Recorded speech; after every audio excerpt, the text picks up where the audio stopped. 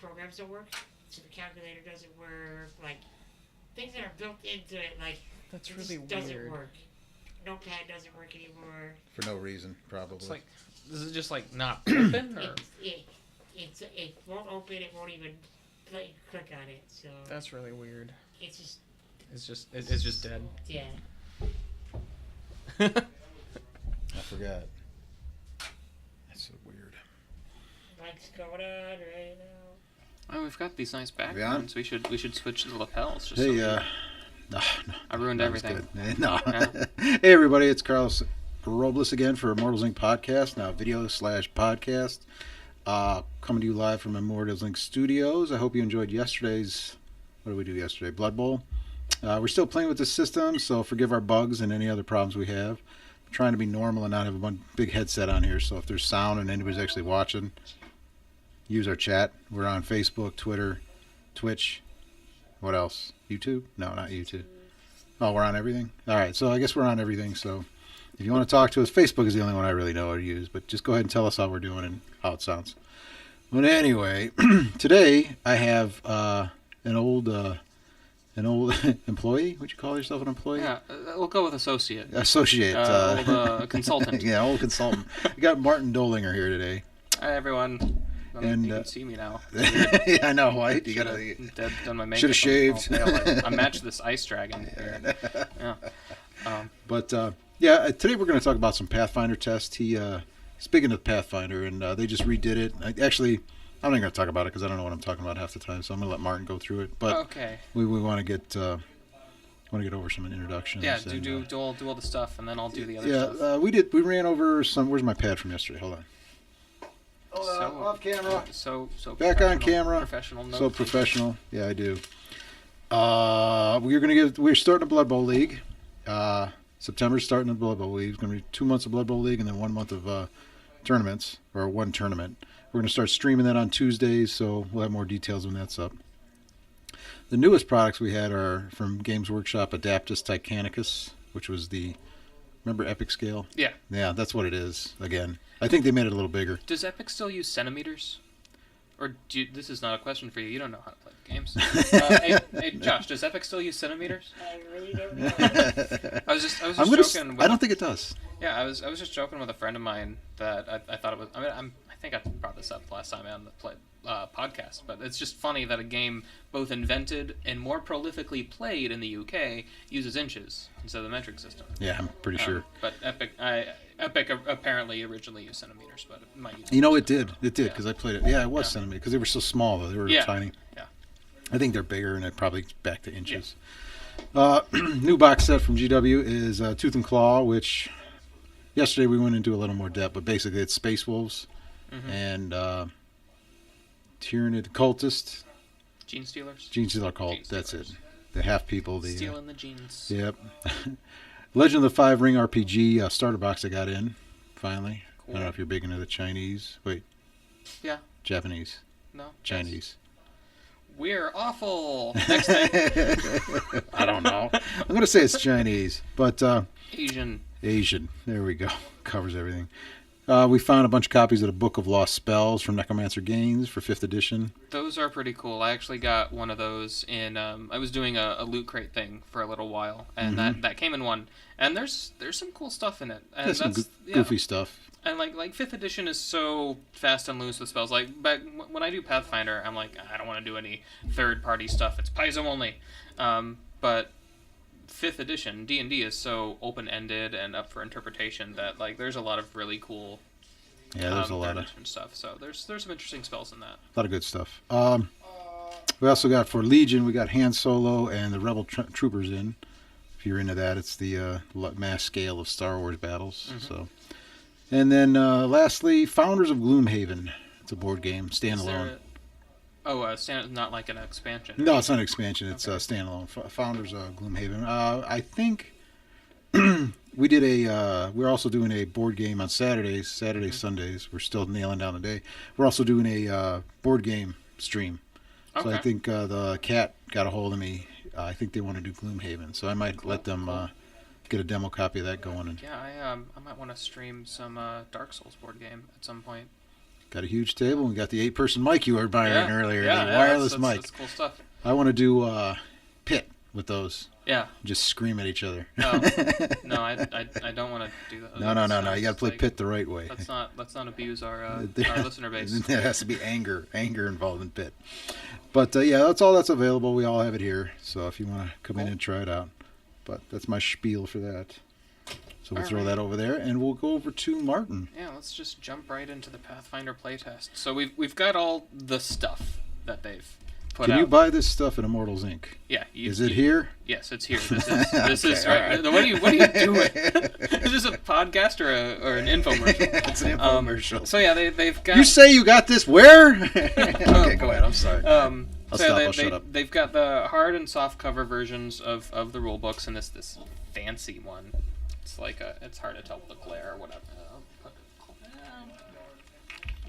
We're not Should have taken completely the plastic fancy. wrap off of this, but it's some pretty stuff. And they so it's a playtest rulebook.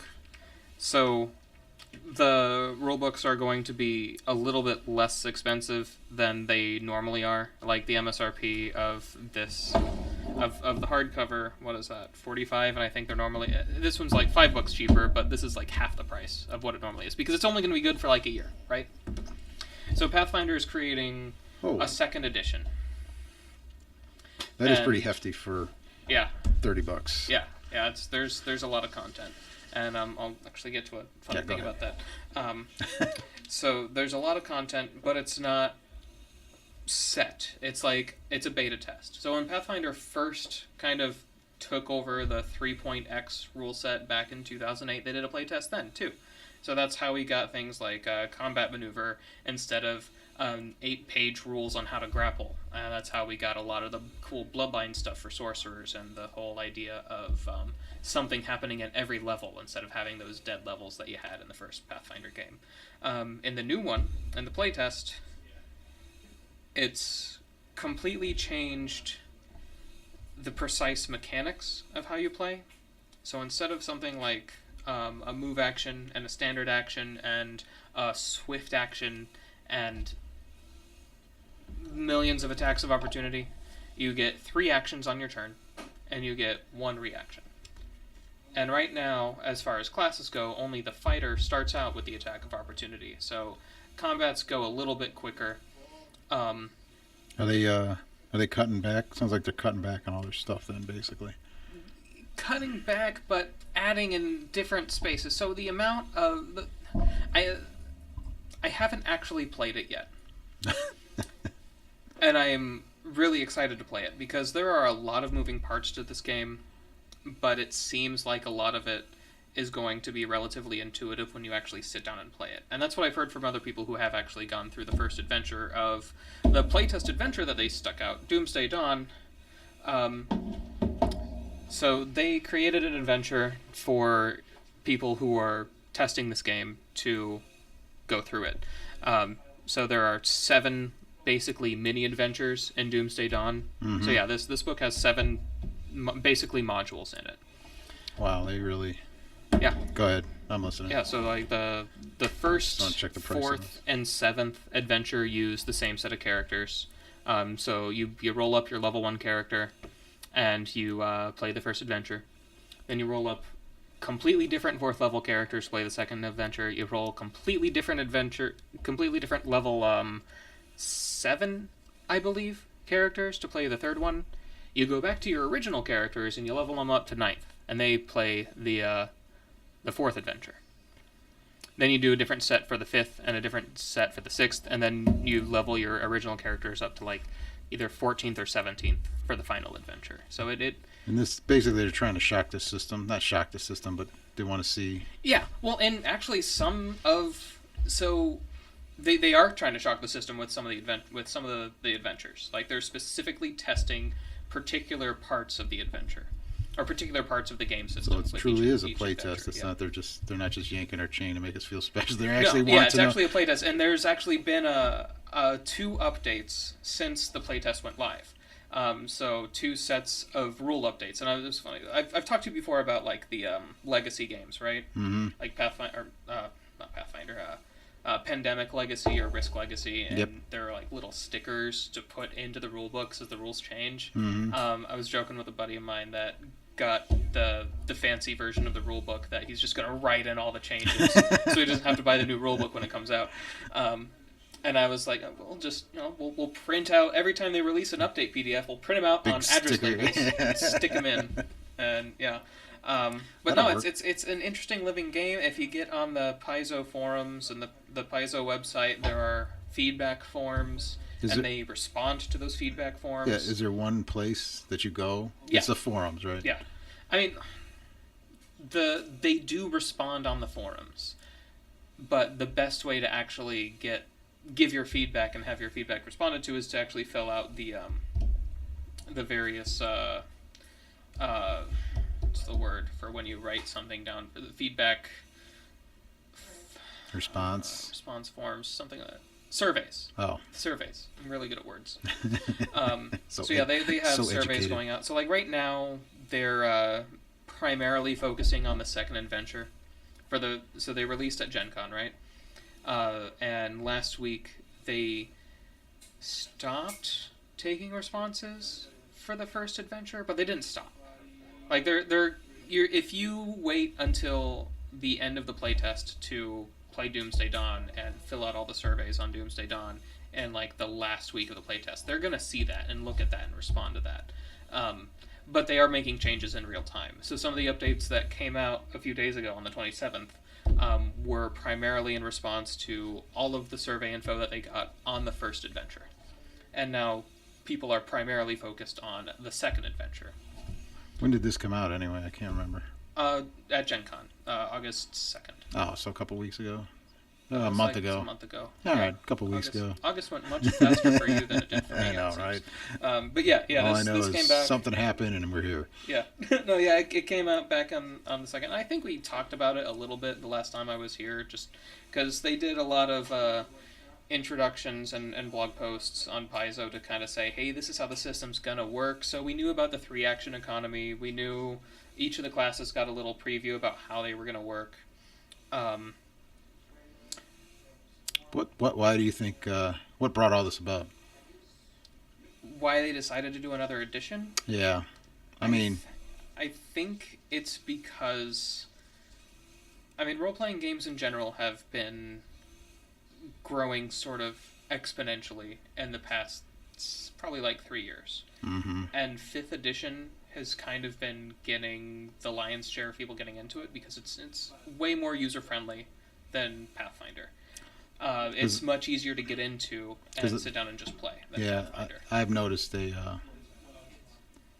slowdown of Pathfinder. Yeah. So it's definitely something that should be probably redone and made easier, more user friendly. So yeah, basically the speed up that you saw of Pathfinder when you were pushing stuff was probably more of in response to a lot of people getting back into something that they did before.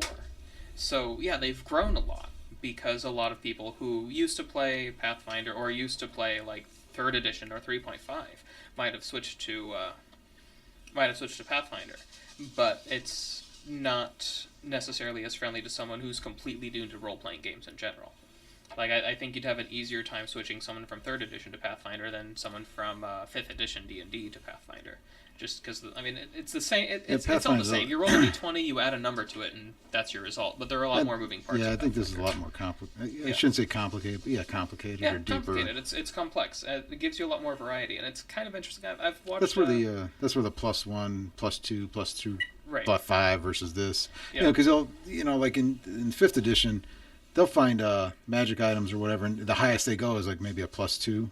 +3 is the highest. Yeah, and that's I don't even want to give that to them because it's broken. But Yeah. Pathfinder, I think they're the classic +2 versus this, +5 versus And actually, it's interesting the changes that they've made to the whole magic item system. You are still sort of... So 5th edition D&D is balanced in a very interesting way in terms of magic items and magic weapons. We all love getting magic items and magic weapons. They're fun. They do cool things. Mhm. They make you better. Unless you're my group, they forget about what they have. Yeah, I think that's every group. You give them too many things, you forget that you have that thing. My gray bag of tricks. What am I going to do with this dire rat? So the way 5th edition is balanced is that you could run a game from level 1 to 20 and never give out a magic item, and the characters could still win. Magic items are always a boon. With Pathfinder, you still need to upgrade your stuff. You still need to upgrade your equipment. But the changes outside of magic weapons, and I'm not sure about magic armor. I haven't looked at the magic armor abilities that much yet. For D&D 5th edition? Or No, for playtest. Okay. For Pathfinder playtest. You still kind of need to upgrade your weapon because of the way they changed how magic items, magic weapons work. They've... So it's, for some context, for 1st edition Pathfinder, there's a concept called the Big Six. Do you know what that means? Nope. Okay. They've kind of got rid of the Big Six, and the Big Six is this. As you level up, you must obtain, in order to maintain, to keep up with the challenges that you're going to go up against, a magic weapon, magic armor, ring of protection, amulet of natural armor, cloak of resistance, and ability boosting item. This is for Pathfinder. This is for Pathfinder. Yeah. For the new one, no, there's no more Big Six. Oh, okay. So, like, there's a little bit more openness in terms of the cool things that magic items can do. Because you're not, like, locked in. I mean, you're never really locked into those things. But in order to get... But okay. you're sort of balanced, assuming that you've acquired those things. That's like, weird. The whole wealth by level chart and challenge rating chart for monsters and things. But we're sort of getting all over the place. I'm going to kind of narrow back down into talking about the playtest and the rules that are different. And some of the responses that I've seen, because I've been reading way too much forums and watching way too many videos about the different responses to it, and it's been kind of interesting. The forums that I've read on Paizo's forums have been like maybe 50% mad about changes. You can never make a fandom happy. No, you're not gonna. That's with any game. Every time they come out with a new rule, like everybody complain about D&D and GW, and, Yeah. But you gotta. Sometimes it sounds like they're having problems. Not having problems, but it's due for a change. Yeah. So. And I think the people in the Paizo forums are not recognizing that it is a playtest. Like, this is not. Like, this isn't the game that we're going to play in a year when the playtest is done. I didn't. I'm glad you came in for that, Mark, because I didn't realize this was actually. This is one just threw it out to everybody, all the customers and the players, and they say, "Hey, what's good, what's bad?" Yeah. And they're going to listen because that's actually what it is. So. Right. That makes a lot of sense. If so. you go online, the PDFs for Doomsday Dawn, the playtest, the bestiary, it's all free. You can get the PDFs for free. Oh, see, I wish I would have known that. I mean, I've sort of ruined everything by your store. You're trying to sell these things right here, but no, you can get them for free. They're free, but buy them anyway because this guy needs to eat. Not so much me. More like Josh, but that guy out there needs to eat. The Josh behind the glass needs to eat. We should get some glass for you to be behind. Get the studio set up. He could just mount it to the front of his chair and roll around. Yeah, but no, like some people like a windshield. But yeah, even though you can get the stuff as a free PDF, it's some people like having the physical book to flip through it. Some people learn better that way. Plus, you can have it. Yeah, it's a nice little collector's item, and you could do the whole sticker thing. Just update all the rules when the new one comes out. Just write in it. Yeah, just write in it. I like the sticker thing. But yeah, 3-action economy. I keep saying 3-action economy. So what that means is on your turn, you can do 3 things. So it's not like I move and I've used up my move action, or I can load my crossbow, so I can't use my move action because loading a crossbow is a move action, even though it's not moving. I can do a 5-foot step as long as I don't move, but I can still do a move action because a 5-foot step doesn't count as movement, and it's just all this weird stuff. In this, no, you just do 3 things. You can move. You can move again. You can move 3 times. You can attack. You can attack again. You can attack 3 times. Some spells and abilities take more than 1 action to do. So it's all very intuitive, and it's kind of interesting. I kind of want to see if you can. We're gonna get that glare, aren't we? Yep. We're not fancy yet. Yeah. All right. So I'm not gonna try that because we're not fancy yet. Well, is that the big main change? Is the 3-action economy? Yeah, that's the big main change, is the 3-action economy. Well, you can look at it. I can't show it to you guys out there, but this will help Carlos understand. So I'm just open it to a rando page. Mm-hmm. See that 2-weapon flurry. So what are we on? We're on the monk page, Yep. or are we on the ranger page?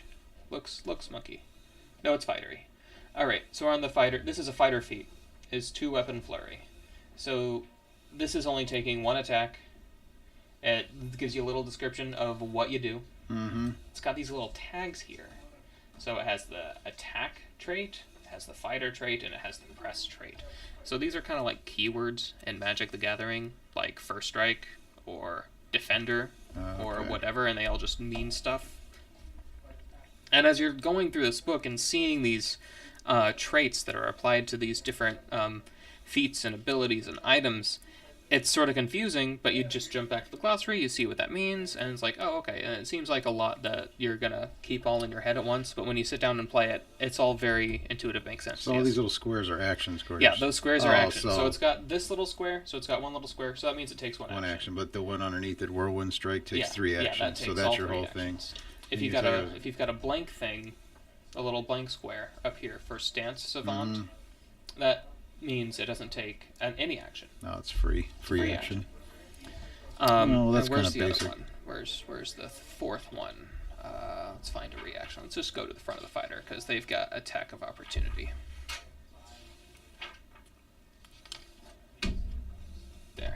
No, reactive shield. Yeah. I mean, yeah, it's that, but I wanted to go. But yeah, so a reaction looks like that. It's got a little open thing. Oh, so the little marks, and you can Right. keep these. It's probably going to come out with some kind of combat cards and stuff like that, right? Oh yeah. Yeah, so. Yeah, show you how to definitely, do that. definitely a lot of design space for quick reference cards and things like that. What about spell slots? Spell slots. Yes, but Josh asked about spell slots. Spell slots work in kind of the same way that they did in First Edition Pathfinder, and still kind of works in the same way in D&D, but it's still Vancian. You're still preparing your spells. So if you're a wizard and you prepare Fireball once, you can cast Fireball once. Oh, I'm at the spells right now, and it's the same thing. It has Yeah. different, it has different abilities, or not. It has the action squares, so each spell has action squares, and So we've still got the sorcerer and other spontaneous spellcasters that don't prepare slots. They have their spells known, and they can use their slots for any of them. So it works as far as the slots system works. It's the same. I'm hoping that they go in the 5e direction, because I like the 5e spell slot system, Sure. where if you're a prepared spellcaster, you prepare your spell list, but you don't have to prepare them individually. And that's why I play an Arcanist right now in the Rise of the Runelords game that I'm playing in. He's like, the whole reason I chose that type of caster is because he plays like the wizard does in 5th edition, and I love that. But yeah, it's still Vancian. If you're a wizard or other prepared spellcaster, you are preparing that spell the number of times that you want to cast it for the day. But spells typically cost 2 actions. There are a few exceptions. Like, yeah, it's said in there. It said like you had to do verbal and somatic, Yeah. so you had to speak and then whatever, and use your they little hands. they keep like the components that they had back in 1st edition. You have your verbal, your somatic, and your material components. Yeah, it says it's like Yeah. it requires 2. So most Yeah. spells it looks like most spells require 2 actions. Yeah, so most that way you spells- can't just go Yeah. crazy nuts on spells. Most are verbal and somatic. So A lot of the meta magic is like you add an action to get an effect. mhm. So like if and quicken spells there, so you can use quicken spell to reduce one of your spells by an action. So you can still get out your quicken fireball and a regular fireball kind of thing. Yeah, see, I don't even think they don't have Quicken in 5th edition, do they? That's an old 3rd edition. They don't have Quicken.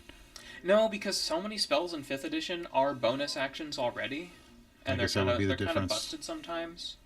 To Oh, just yeah. like get out there with a bonus hex spell and then throw a fireball and do one. Yeah. Quicken is like basically you do it faster or more times and stuff like that. It's one of those big Yeah, things. Quicken's spell is a meta magic feat So- that lets you cast as a swift action from the 1st edition. Now that there are no swift actions, Quicken lets you cast a spell as 1 action instead of 2, since most tag spells are 2 actions. So, would you has your friend played this yet, or has anybody even around playing test this, or are you Nope. waiting to get it done going? I'm still waiting to get it going. Okay. I am. You're one of those forum guys and the reading a lot. No, Yeah. no, I don't want to be. I want to get it going. Yeah, I I wanna get want to going. see what happens when the rubber hits the road.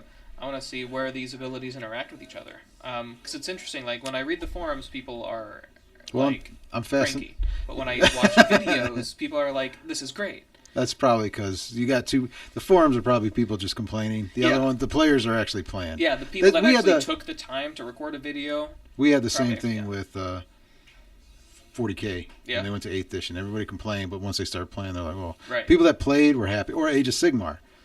Oh yeah, Yeah, and honestly, like the level Warhammer of streamlining, Fantasy, the yeah. level of streamlining for PF1 to PF2 is honestly very similar to the level of streamlining between 7th and 8th edition Warhammer. Yeah, it's... Like there's lots of it's- keywords and there's lots of levels of complexity, but it's condensed in such a way that it's way more accessible Yeah, to they someone had who's new to the they had a system. lot of stuff that probably needed Yeah. to be brought And there's back so down. much open design space too. Yeah. Well, I'll tell you the two things that fascinated me when you were talking is the play test, the idea that this is an actual play test. Yeah. That you can call in and say, hey, this didn't work, this did work, this is good, this isn't bad, this is broken, whatever.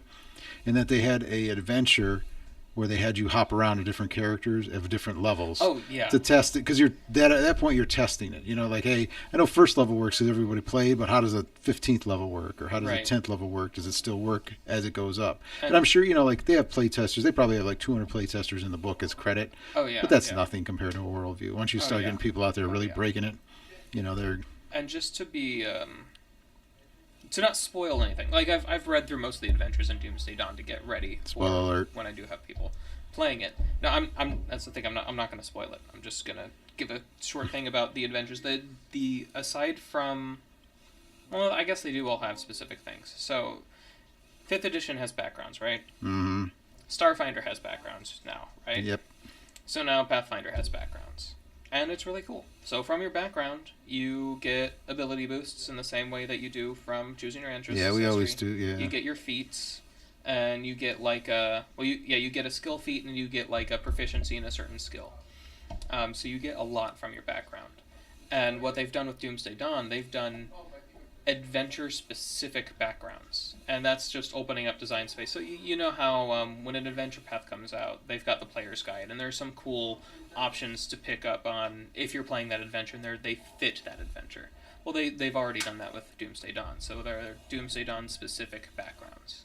So you come in with a feat that makes sense to have as a character in this situation. Instead of okay, I got it. Because Yeah. I think my guys run into a lot of problems like that. They'll pick a feat, and then like 10th level, they're like, "Oh, this is useless. You know, Yeah. why did I even take this?" But yeah, Oh, okay. and retraining's built in to the system Yeah, I don't too. think they don't have retraining in 5th, do they?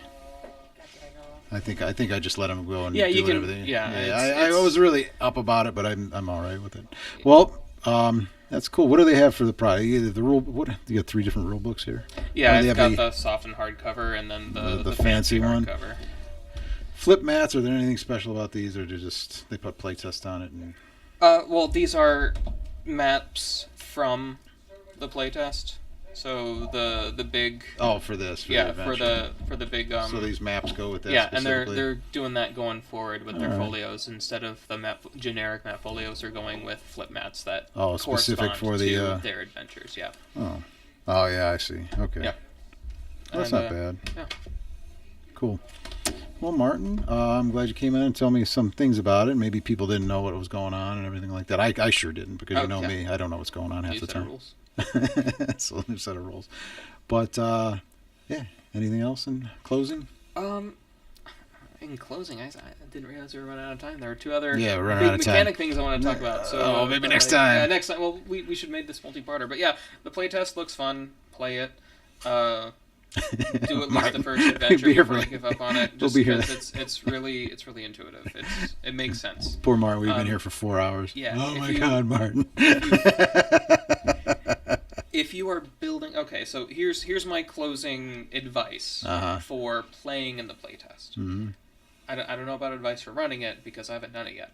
But for playing in the playtest, for making a character, instead of trying to optimize and like compare all the different abilities and get stuck in that decision paralysis that you can sometimes do when building a character. You want to do the best possible.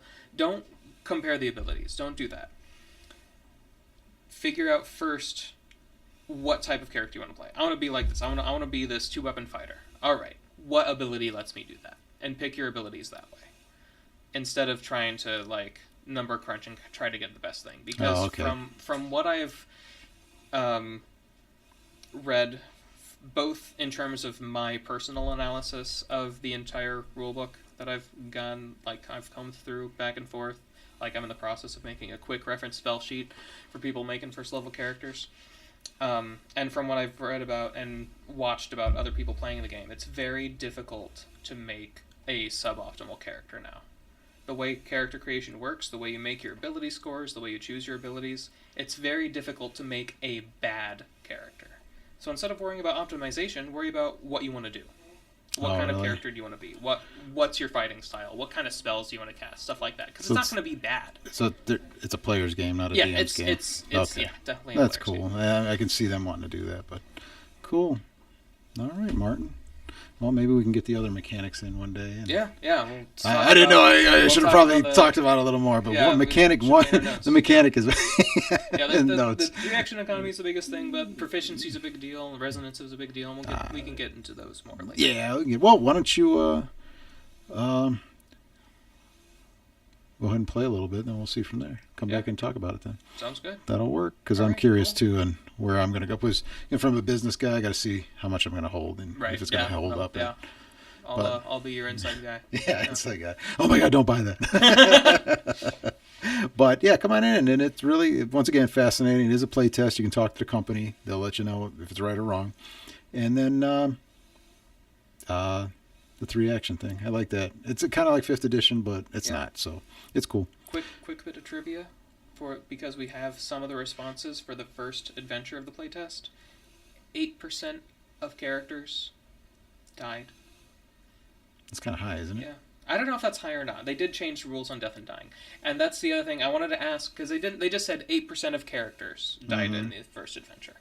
I don't know if that's 8%. I don't know if that is really 8% of groups that submitted responses had a character die, or if 8% of all characters that were submitted to them died. So there's that mixed data point that I'm not sure about. But yeah, it can be a pretty see, it's another thing, so too. Yeah, 8% of characters got killed off. I didn't know they turned it into a Cthulhu game. No, I'm kidding. Well, but honestly, when you think about it, it'd be much higher if you said like 25%, because that means every game had a character die, because you got your 4-person party, right? Yeah. So 8% is maybe like, 8% is not quite 1 in 10, because that's just math. But stupid math. So every other party had 1 character die, maybe, depending on that data point. If it's 8% of all characters or 8% of parties had a character die. That's pretty high unhappy endings, though. You know what I'm saying? But well, not 8% of parties lost. 8% of characters died. Oh, that's still like you can lose a guy and then win. Still, yeah. Sorry, Ed, you didn't make it. The rest of us had fun.